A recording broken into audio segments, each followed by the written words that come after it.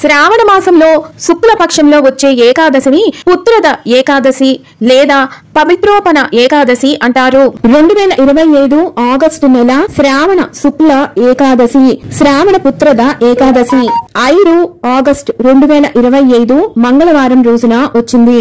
వివాహమై సంతానం లేక బాధపడుతున్న దంపతులు ఈ ఏకాదశి నాడు ఉపవాసం ఉండి శ్రీహరిని విష్ణు సహస్ర నామాలతో ఎవరైతే పూజిస్తారో వారికి తప్పకుండా సంతాన భాగ్యం కలుగుతుంది అని శాస్త్రవచనం.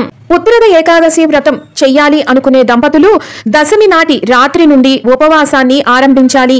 ఏకాదశి నాడు సూర్యోదయానికి ముందే నిద్రలేచి తలస్నానం చేయాలి. ఆ రోజంతా నిష్ఠగా ఉపవాసం ఉంటూ విష్ణుమూర్తిని ఆరాధిస్తూ గడపాలి. విష్ణు సహస్రనామం, నారాయణ కవచం ఇలాంటి స్తోత్రాలను చదువుతూ ఉండాలి.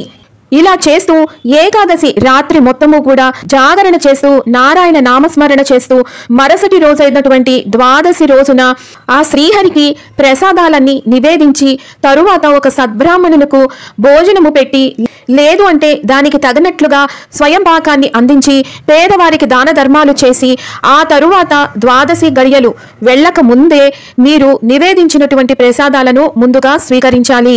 ఇలా నిష్ఠగా ఎవరైతే పుత్రద ఏకాదశి వ్రతాన్ని ఆచరిస్తారో వారికి మోక్షం సైతం సిద్ధిస్తుంది. ఇంకా పుత్ర సంతానం ఎందుకు కలగదు?